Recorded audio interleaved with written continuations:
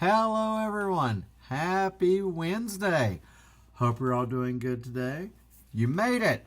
Hump day. So here you are, midway through the week. What is that tomorrow? Thursday. So, hope y'all all had a good day. My day was productive. It was work. It was a clopin. Closed last night, open today. So needless to say, I did nod off a little bit earlier. But a sad day. I was at lunch, and right before I went to lunch, and I got the notification that James Van Der Beek had died. Wow. I was shocked. I'd been a fan of his since Dawson's Creek. So, and I know with the cancer and everything, so that's a shock. Man. And then I noticed one other thing, and then I was like, Bud Cort from Harold and Maude had died. I was like, Harold and Maude is one of my favorite movies. Him and Ruth Gordon, so great. And he was also in Bates Motel, the movie, back in like 86, 87, I think on NBC. That's the stuff that I remember. So, yeah, it's, he was 71, I believe, but James Van Der Beek was 48. From Dawson's Creek, Varsity Blues, but Don't Trust the Bee in Apartment 23, where he played himself. Oh my God, that was the best. I loved that show. That is a show, along with Happy Endings, that I never tire watching. But he was great on that.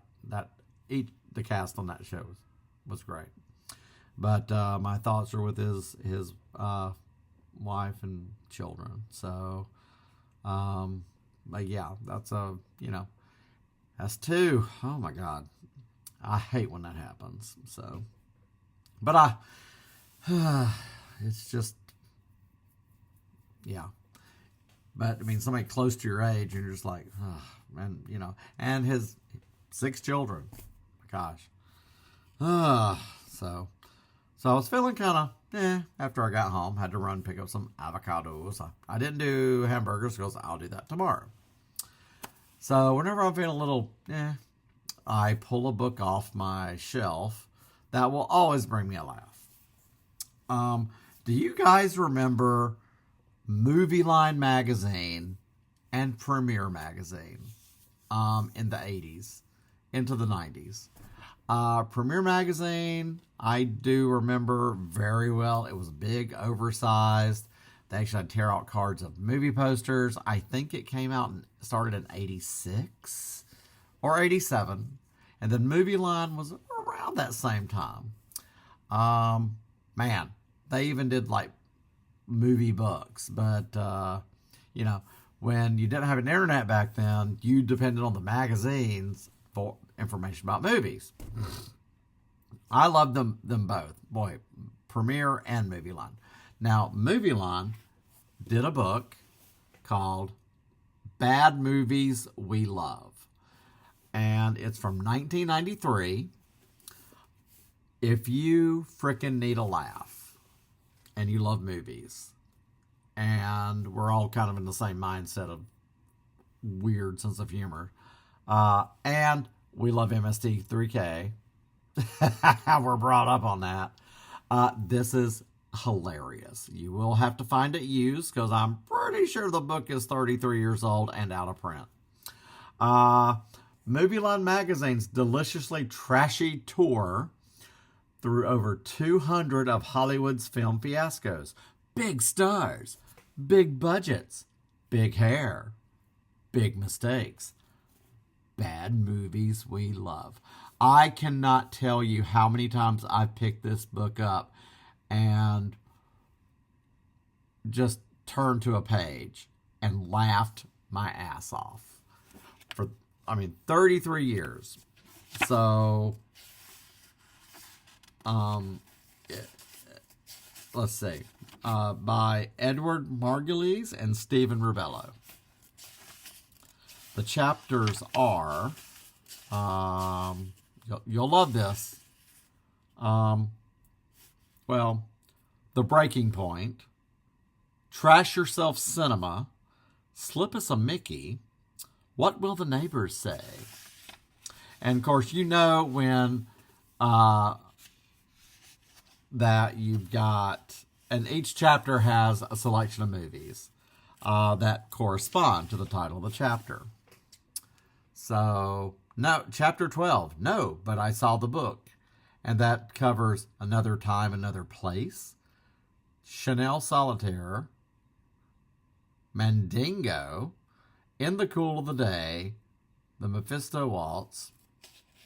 There's also Overacting and Sense Around, which covers basically Irwin Allen. So Airport movies, Avalanche, The Concorde, Delta Force, The Swarm, Towering Inferno. And needless to say, there are Viva las Divas. I mean, Troy, it is, and they give it a star system. It is one of my favorites. What was it? Bear with me. But if you read it, you will laugh. Because, I mean, it is... now you would actually have to go to a website and get this commentary. Liz Taylor. Oh, my God. It is just Betty Davis. Hannah P.S. Dora. Oh my God. Valley of the Dolls. Hold on.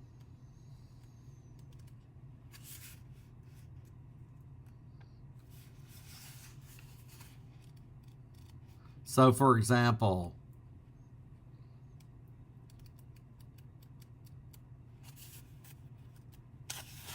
page 287 to 288. Mommy Dearest, 4 hearts. Here's one that separates the faint-hearted from the strong. Faye Dunaway, in the role she was born to play, is deeply, deeply scary as Joan Crawford, who, according to daughter Christina's best-selling book, tyrannized her kids almost beyond belief.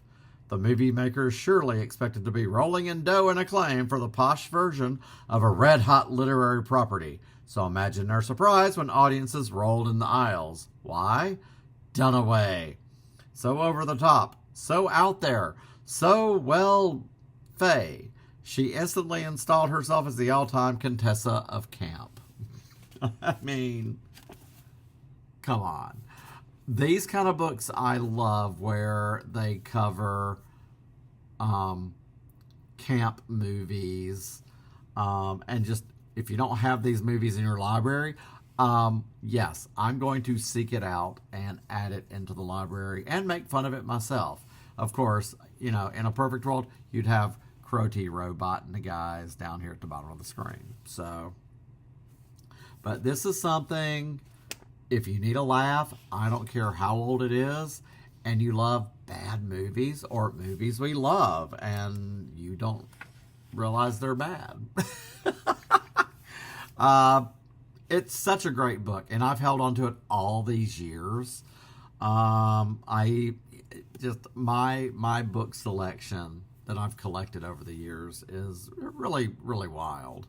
But there's some I will go to time and again and pick up and just laugh. I'm not saying I'll learn anything, but I'll laugh my ass off. So if you need a laugh, I highly recommend. Look, go on eBay. You'll probably find one pretty cheap. I would so love to read some old back issues of Movieline and Premiere. So they just, my God. Wait, for example, what was it?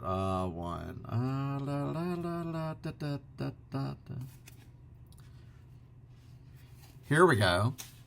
Midnight Lace, 1960, 3 stars. Poor Doris Day, charming in comedies, winning in musicals, She was utterly ill-equipped to play lady in distress parts. Poor us. That didn't stop her from trying, again and again. Here is a moneybags matron being terrorized in London by a madman who telephones to say he's going to kill her before the month is out. You'll be praying for a montage of pages flying off a calendar. Day alternates between two modes, perky and ear-shattering, making this one sunny scream fest. Oh my God.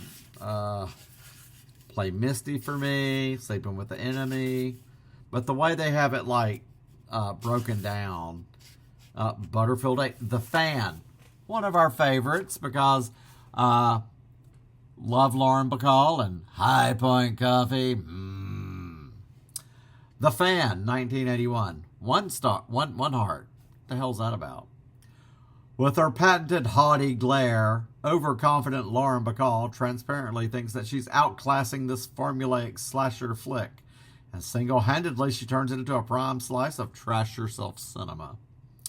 An aging Hollywood glamour queen better known for her former showbiz husbands and her digs in a landmark apartment building than for any of her creaky Broadway musical star vehicles. It is... I highly recommend it because I love a good laugh. And this never fails. Like I said, I've read it. I've lost track. Look at this.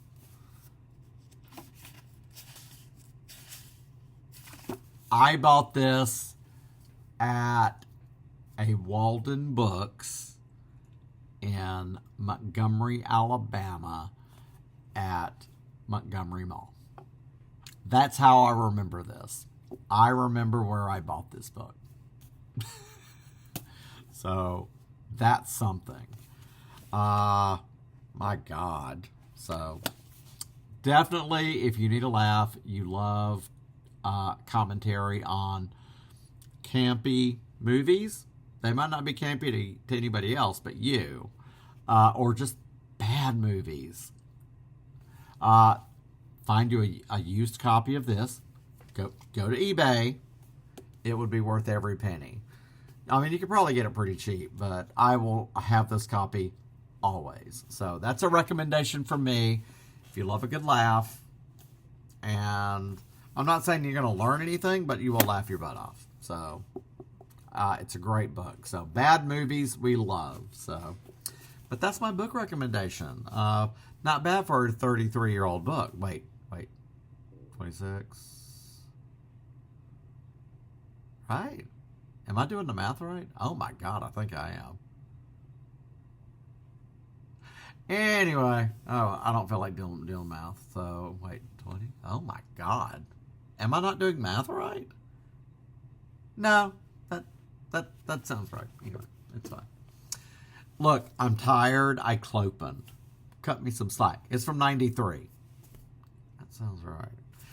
Anyway, but if you love a good laugh, pick that up. I swear, it's just it's an older book, but man, I miss those magazines, Movieline and Premiere. But Movieline put that one out. Remember, Premiere did some books as well, and they were like movie guides. And those were very good resources before the internet.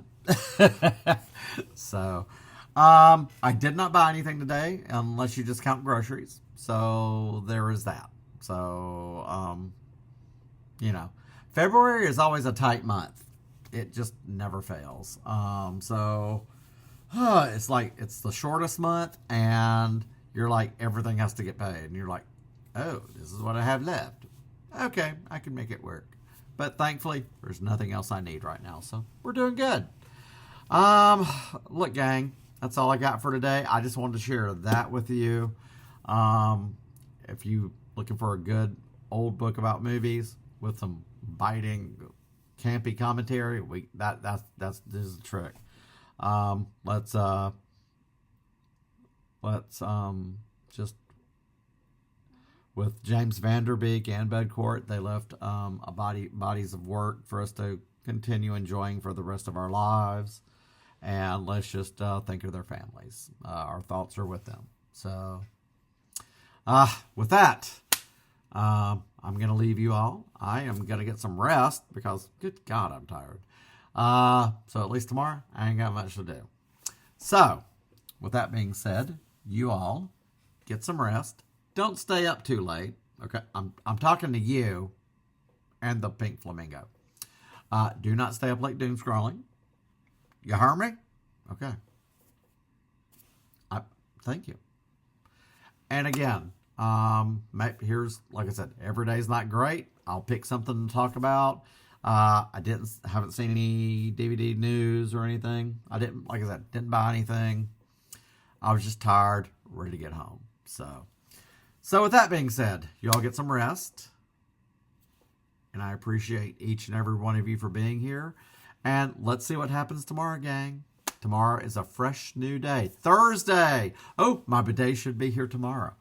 I'll let you know how it goes. It's supposed to be an easy install. I installed the first one.